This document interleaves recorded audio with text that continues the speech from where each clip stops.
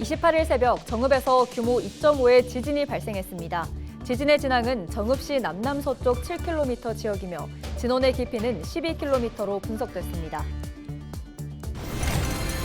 남원시가 최근 수해 개선 사업자 선정 과정에서 공법 심의가 부적절했다는 주장이 제기됐습니다. 남원시는 선정 절차는 적절했다고 반박했습니다. 김제 지역에서 음식을 판매한 수익금을 어려운 이웃들과 나누기로 해 화제가 되고 있습니다. 지역사회로부터 받은 도움과 사랑을 환원하겠다고 밝혔습니다. 순정축협 조합장 보궐선거에서 남상국 전 정읍시 축산연합 회장이 당선됐습니다. 남신임 조합장은 유효투표 1,723표 가운데 49%를 얻어 최기환 전 조합장과 김기현 전 조합이사를 제쳤습니다.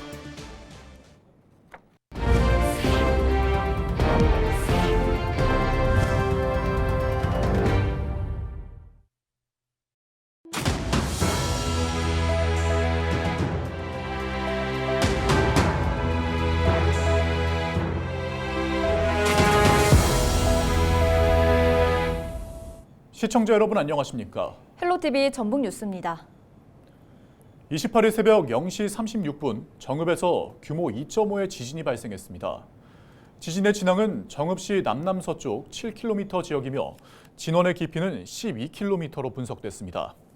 기상청은 지진이 발생한 인근 지역은 지진의 흔들림을 느낄 수 있으니 안전에 유의하시기 바란다고 밝혔습니다. 이번 지진으로 전북 지역에 진도 4의 흔들림이 전달됐습니다. 진도 4의 진동은 실내에서 많은 사람이 느끼고 일부가 잠에서 깨며 그릇과 창문 등이 흔들릴 수 있습니다. 또 전남 지역에는 진도 3의 흔들림이, 광주에는 진도 2의 진동이 전달됐습니다. 남원시가 최근 수해 개선 사업자 선정 과정에서 공법 심의가 부적절했다는 주장이 제기됐습니다. 공법 심의 대상이 아닌데도 심의위원회를 구성해 특정 업체들이 배제됐다는 주장인데요. 남원시는 선정 절차는 적절했다고 반박했습니다. 김남호 기자의 보도입니다. 남원시는 지난달 대곡지구와 주촌지구 풍수해 생활권 종합정비 사업자를 선정한다고 공고했습니다. 이 사업에는 수해 예방을 위한 펌프 설치 44억여 원과 재진기 설치 23억여 원 등 67억여 원의 예산이 투입됩니다. 남원시는 사업자 선정 과정에서 1차 정량평가를 통해 재진기 부문 10개 업체 가운데 5개 업체를 배제했습니다. 또 전문가들이 참여한 공법 선정위원회를 구성해 경남 지역 업체를 최종 선정했습니다. 이에 대해 1차 정량평가에서 제외됐던 업체가 공법 선정위원회를 구성해야 할 사업이 아니라며 선정 절차가 부적절했다고 주장하고 나섰습니다. 재진기하고 펌프가 공법 기자재도 아닌데 위법부당한 게 공법 기자재로 해갖고 공법 선정위원회를 열어서 전라북도의 업체가 저희들이 노타리 재진기 특허를 4건을 가지고 있고 신기술도 4건을 가지고 있고 미국 특허까지 갖고 있는데 저희 업체 같은 데가 배제가 됨으로써 노타리 재진기는 경상도 업체한테 결정을 했습니다. 종합정비사업 설계 영역에 따른 시방서 규격서를 기준으로 공개 입찰을 해야 한다는 것이 업체 측 주장입니다. 이에 대해 남원시 관계자는 신기술이나 인증 제품을 우선 활용하도록 권고할 수 있다는 재난안전산업진흥법 19조를 근거로 공법심의위원회를 구성했다고 반박했습니다. 행안부 지침에 재난안전 신기술을 우선 활용 권고하도록 돼 있어가지고 저희가 특허 공법 심의를 하게 됐습니다. 1차 정량평가는 저희 이제 공사비라든가 경영상태, 납품 실적 항목에 대해서 저희가 평가 점수를 해서 그 제안서 들은 업체 상위 5개를 걸러서 2차 위원회 평가를 진행하였습니다.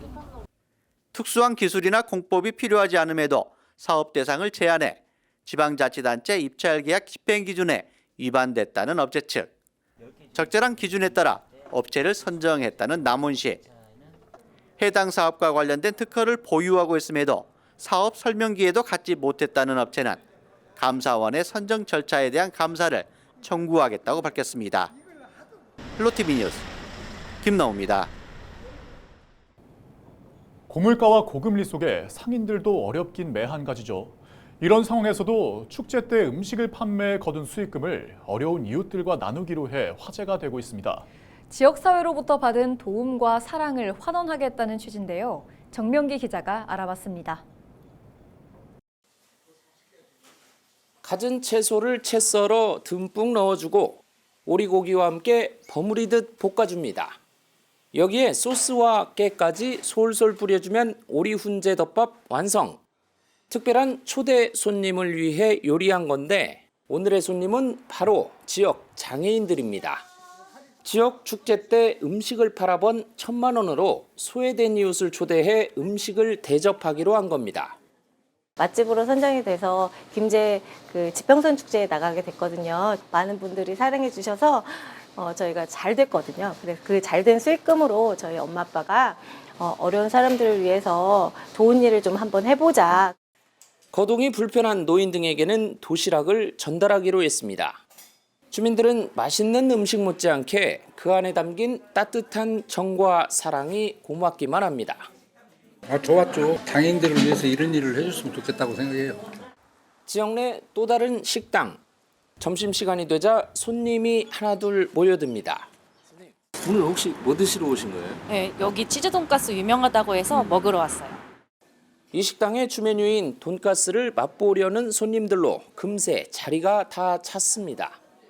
이 식당 역시 지역 대표 맛집으로 뽑힌 곳 가운데 하나인데요. 지난달 열린 지평선 축제를 통해 음식을 선보인 이후 손님이 늘었다고 합니다. 멀리서 외지인들까지 찾아오면서 최근 한 달여 만에 매출이 10% 넘게 올랐습니다. 맛보자고 컴페티션 이후로 홍보도 많이 되고 매출도 좀 10%에서 20% 오르고 타지에서 많이 오시는 분들도 계시고. 자치단체가 나서 지역에 아는 사람만 찾는다는 숨은 맛집을 고르고 골라 9개 식당을 선정했고 지역의 대표 축제이자 대한민국 명예문화관광 축제인 지평선 축제 때 요리를 선보여 큰 인기를 끌었던 것. 상권 활성화를 목표로 추진한 지평선 축제에서 얻은 수익금을 지역 사랑으로 환원하는 것에 깊은 감사함을 느낍니다. 다양한 지원책 마련에 더욱 노력하겠습니다. 축제를 통해 지역의 다양한 맛과 멋을 널리 알리는 데 그치지 않고 어려운 이웃을 돌아보는 상생의 선순환으로 이어지면서 지역 경제와 지역 사회에 긍정적인 영향을 미치고 있다는 평가가 나옵니다. 헬로티비 뉴스 정명기입니다. 순정축협조합장 보궐선거에서 남상국 전 정읍시 축산연합회장이 당선됐습니다. 3명의 후보가 출마해 지난 27일 치러진 선거에서 남상국 당선인은 전체 투표수 1,725표 가운데 845표를 획득해 681표를 얻은 최기환 후보와 197표에 그친 김귀현 후보를 제치고 당선의 영광을 안았습니다. 세 번째 조합장 선거에 도전했던 남상국 당선인은 선거 기간 3명의 예비후보 단일화를 통해 선택된 후보임을 강점으로 부각시켰습니다. 또 조합원과 직원들 간 화합과 함께 사료값 10% 인하 정책을 당선 후 첫 번째 공약으로 내세웠습니다. 축협 조합원들하고 직원들 간에 화합이 잘 안 되는 것 같습니다. 직원들과 단합을 하고 또 우리 조합원님들과 같이 함께 할 수 있는 그런 조직적인 조합장이 될 수 있도록 열심히 노력하겠습니다. 속값은 떨어지지 사료값은 비싸지 해서 제가 제일로 먼저 공약을 한 것이 사료값 10% 인하 정책을 꼭 펴도록 노력하겠습니다. 이번 선거는 전임 고창인 조합장이 직원 폭행 혐의로 지난 10월 대법원에서 징역 10개월형이 확정돼 직위를 상실하면서 보궐선거로 치러졌습니다. 남상국 당선인은 전북과학대를 졸업했으며 순정축협 감사와 정읍시 축산연합회 회장 등을 역임했습니다. 신임 조합장의 임기는 당선증이 교부된 27일부터 오는 2027년 3월 20일까지입니다. 쉬는 날 소방관이 화재 현장을 발견하고 생명을 구했습니다. 정읍소방서 소속 조우현 소방사는 비번인 지난 27일 오전 11시 반쯤 정읍시 이평면의 한 주택 창고에서 불이 난 것을 보고 불이 난지도 몰랐던 80대 집주인을 대피시켰습니다. 조 소방사는 소방차가 도착할 때까지 창고의 불이 주택으로 옮겨 붙지 않도록 초동 진화했고 그 결과 창고 한 동만 전소됐습니다. 조 소방사는 더 큰 피해가 발생할 뻔했다며 앞으로도 언제 어디서든 사람들의 생명과 재산을 지키기 위해 최선을 다하겠다고 전했습니다. 아내를 흉기로 살해한 혐의로 법정에 선 70대가 1심에서 중형을 선고받았습니다. 전주지법 군산지원은 28일 살인 혐의로 기소된 A씨에게 징역 18년을 선고했습니다. A씨는 지난 9월 25일 새벽 4시쯤 군산시 조촌동의 자택에서 부인을 흉기로 수십 차례 찔러 살해한 혐의로 기소됐습니다. 조사 결과 A씨는 부인과 자녀들이 자신을 정신병원에 입원시키려 한다고 착각해 범행한 것으로 드러났습니다. 눈 구경 많이들 하셨죠? 이례적인 11월 폭설로 도심 전체가 하얀 눈으로 뒤덮였습니다. 이번 눈이 보기와는 다르게 일반 눈보다 3배가량 무거워 길 다니실 때 조심하셔야겠습니다. 도심 곳곳에서 나무가 쓰러지고 철제 구조물이 부러지는 등 크고 작은 사고가 속출했습니다. 손성혜 기자입니다. 골프장 그물망이 축 내려앉았습니다. 그물망을 고정하는 철제 기둥이 부러졌습니다. 눈의 무게를 이기지 못한 겁니다. 피어짜의 파이프가 저쪽 끝에. 그러고 이제 그물망이 눈 때문에 주저앉았잖아요. 주택가 나무도 세워진 차량을 덮쳤습니다. 역시 쌓인 눈더미를 견디지 못해 쓰러진 겁니다. 당장이라도 꺾일 것 같이 활처럼 휘어진 이 소나무도 위태로워 보입니다. 높이 20m가 넘는 대형 나무도 눈의 무게를 이기지 못했습니다. 나무 기둥이 꺾인 채로 고꾸라져 있고요. 보시는 것처럼 완전히 부러진 나뭇가지들이 곳곳에 나뒹굴고 있습니다. 이번 폭설로 도심 곳곳에 나무가 쓰러지고 신호등이 떨어져 나가는 등 크고 작은 피해가 속출했습니다. 폭설로 인해서 30-40건 정도가 지금 긴급하게 들어와 있는 상태고 현재까지. 인명피해도 잇따랐습니다. 용인에서는 눈을 치우던 60대 남성이 쓰러진 나무에 깔려 숨졌습니다. 평택의 한 골프장에서는 떨어져 내린 철제 그물이 30대 남성을 덮쳐 목숨을 앗아갔습니다. 이번 눈은 수증기를 많이 포함하는 습설이어서 피해를 키웠습니다.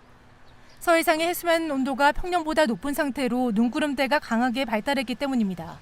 물기를 많이 먹고 있는 눈이 내렸기 때문에 이게 일반적인 눈보다 무게가 2배 내지 3배 이렇게 엄청나게 많이 무거워요. 비닐하우스가 무너지거나 또는 나무가 뿌리째 뽑히고 가지가 부러지면서 그것이 사람이나 차량을 덮쳐서 인명피해나 재산피해를 가져오는 경우가 흔히 발생될 수 있습니다.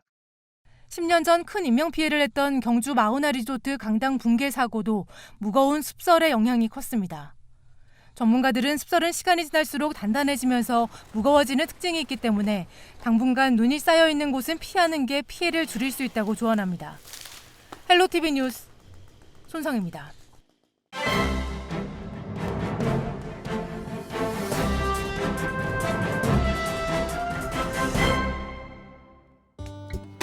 신문브리핑 전국일보 기사입니다. 부와 여당에서 적극 협조를 약속하거나 전향적인 검토를 약속했던 법안이 예상치 못한 반대와 방관에 국회 각 상임위 소위 단계에서부터 표류하고 있다고 하는데요. 실제로 국토부는 지역의 대광법 적용은 유사 사례를 낳을 수 있다며 반대한 것으로 전해졌습니다. 제3금융중심지도 마찬가지로 문재인 정부에 이어 윤석열 정부의 핵심 공약이었음에도 불구하고 현재 누구도 챙기지 않는 신세가 됐다고 하는데요. 새만금 국제공항의 경우 전북의 대표 현안임에도 다른 지역 신공항에 비해 규모는 절반도 되지 않고 상황에 따라 정부와 여당에서는 이 사업에 대해 무차별적 비난을 가하기도 했다고 합니다. 공공의대법은 20대와 21대 국회에서 폐기되고 22대 국회에서 또다시 발의됐지만 의료 대란의 여파로 대표 발의만 됐을 뿐 논의조차 되지 않고 있다고 신문은 전했습니다. 지금까지 신문브리핑이었습니다.